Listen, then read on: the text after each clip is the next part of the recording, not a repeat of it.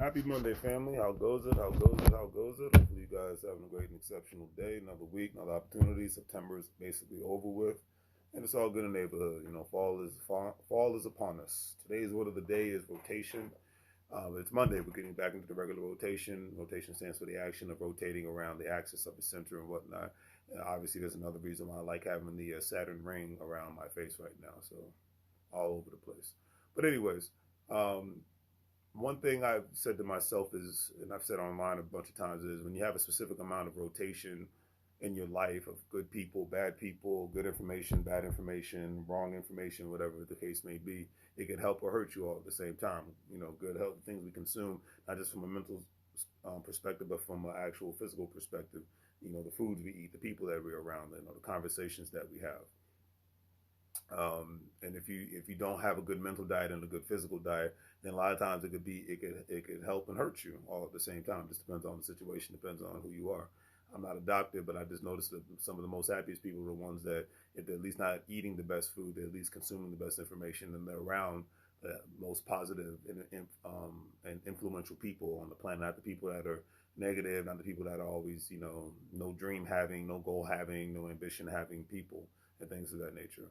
And another thing I can definitely say with sincerity is, like, I've had this channel for a while now, and if you watch right now, please do the great three free things: like, share, and subscribe. But one thing I came to a conclusion, as I had a great opportunity to see my nephew before he's in the military, in the army. He's going to be stationed at Joint Base Lewis, Washington.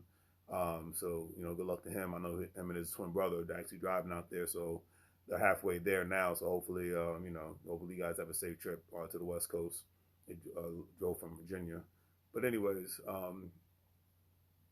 I'm trying to give information to the younger siblings now about investing money, about stocks, bonds, cryptocurrency, about real estate, how to utilize it outside of just buying real estate, how to get life insurance and utilize it besides just utilizing it for when you die. Utilize it while you're alive.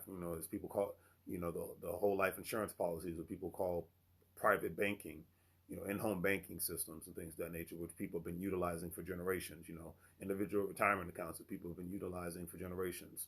And anyways, at the end of the day, I would like to see the generation behind me, because I'm a millennial, and I'd like to see the younger millennials and the generation come after them to be able to have access to more capital when they come out of high school, when they come out of college, when they come out of the military.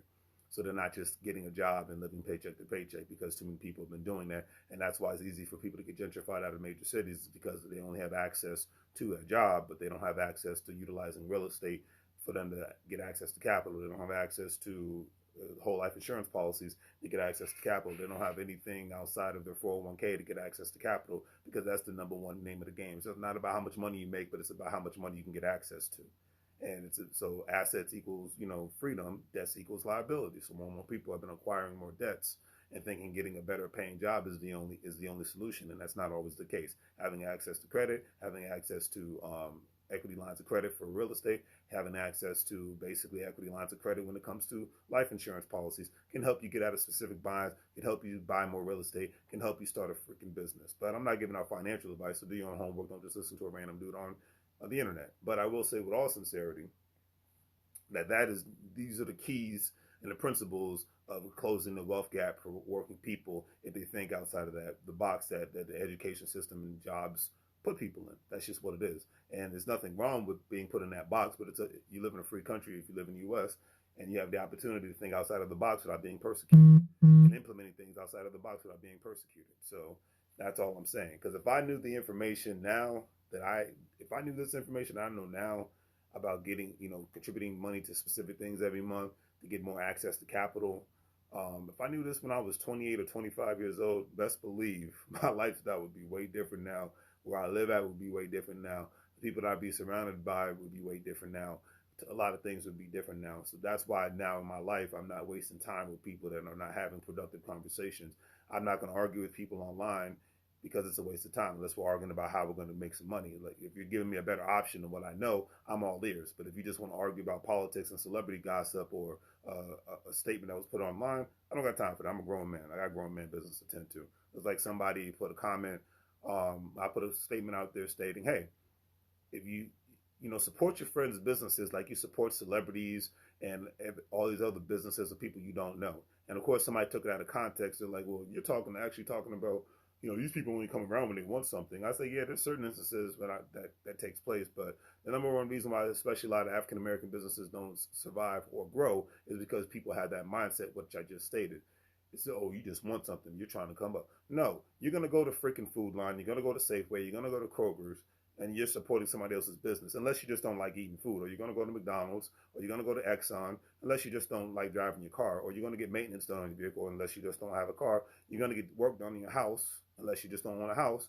You're going to get dental work done, medical work done. You're going to spend money in the United States. Even homeless people beg for money so that they can buy food or buy alcohol or buy whatever they need. So money's going to be spent. So if you don't freaking support your friend's business, you're playing yourself and you're playing your friend, and stop calling that person your friend.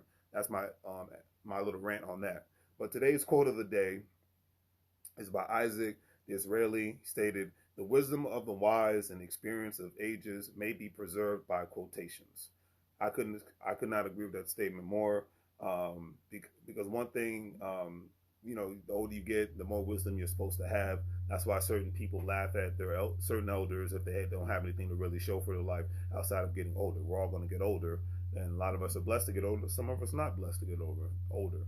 So that's another way to look at things. But you acquire wisdom not only just to sound smart, because a lot of people do that, but acquire wisdom so that you can give it to the youth and whatnot, so that they can hit the ground running. That's why I like giving this information out to people in their 20s, because I'm saying if you start now, when you get in your 30s, you could actually put yourself in a position where having a job becomes an option.